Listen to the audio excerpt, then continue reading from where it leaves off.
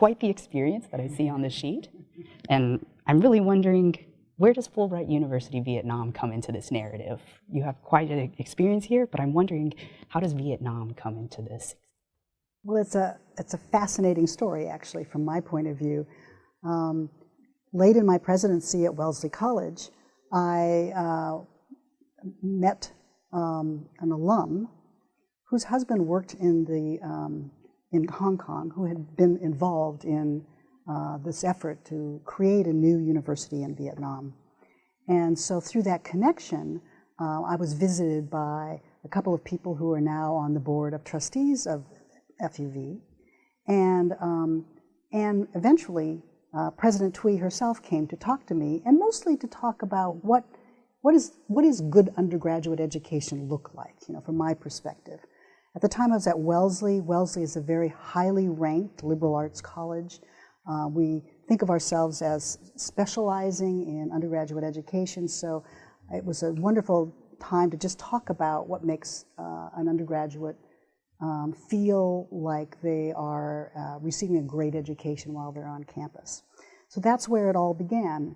And so I just kept up contact with these individuals, and as I heard more and more about Fulbright, the more interested I got, and the more exciting it seemed as a wonderful thing to do.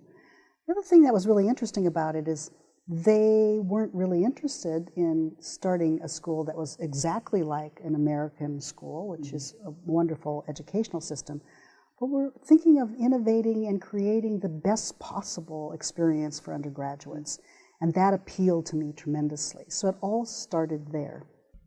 Great. So how has your role with FUV evolved? What are you most excited about in your relationship and engaging with the university here in Vietnam? Right.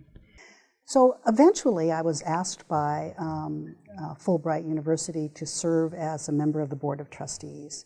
And so that was the first evolution. And that's a huge responsibility, because you want to be able to help govern a brand new university and help with its success over the years.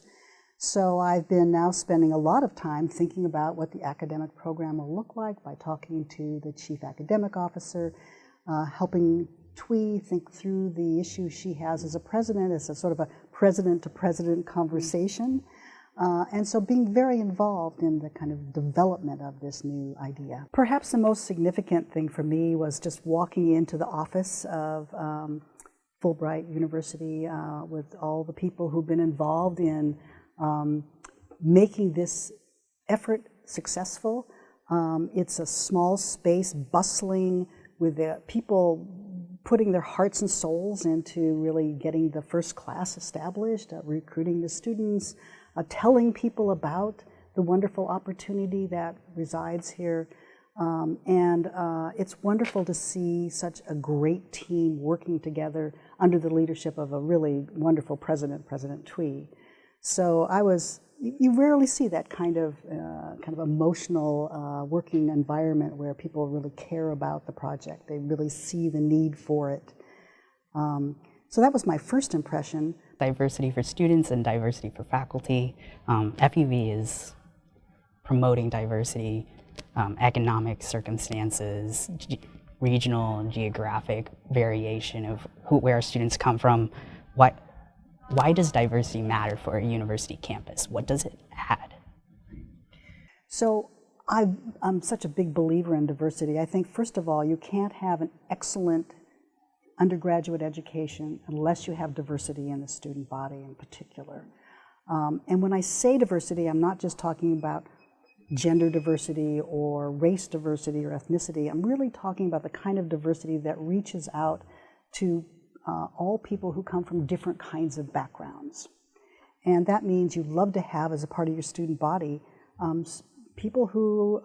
students who come from, remote farming communities, or who come from families whose families never went to college before, and bring those rich life experiences to of the other students in Fulbright.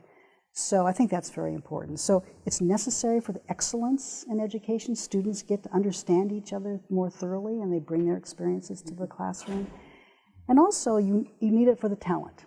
So if you only focus on those students who know about the university and who can afford to go to the university, whose parents have enough money, then you have a limited pool of students that are represented in the university.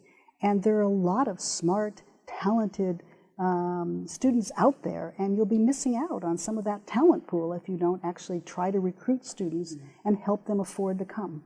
FUV wants to be a liberal arts university and intends to be both in the either in the engineering or social sciences. We want it to be a liberal arts experience. You were a hardcore scientist that led a liberal arts university. Why is the liberal arts important for a biologist? Why does it matter for a physicist or a chemist?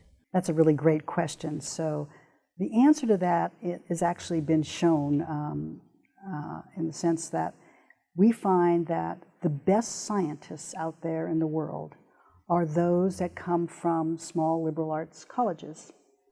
And I think the reason is that those particular scientists have had the opportunity as undergraduates to really explore other fields, to understand about philosophy, to be able to be versatile in the political science. So I think, those people who are committed to sciences and yet are exposed to the other disciplines really make better scientists in the long run. The other thing to keep in mind is scientists aren't all sort of like me working in the lab creating new knowledge, but a lot of scientists are trained as scientists and they go on to be reporters or politicians. They have a lot of opportunity to go into things that aren't naturally just research-based science. So you want those individuals to have a broad base of information. Mm-hmm. Going forward, looking at your role as chairwoman of the university, a lot's coming down the pike, introducing our first students, building a new campus. I'm curious, in closing, what most excites you next about the upcoming chapters of Fulbright University Vietnam? What are you looking forward to? Well, the thing I'm looking forward to the most is the first group of students who will come to Fulbright University to say this really exists as a school. That will be a thrilling experience. And then just to be able to graduate classes and go to graduation ceremonies and see the students who come in now go through 4 years and graduate and be sort of full of life about their own possibilities in the future. For us, it just doesn't get any better than that. It really doesn't. I've had a lot of opportunity to see students grow in a 4-year period of time, and it's just a magnificent experience all around.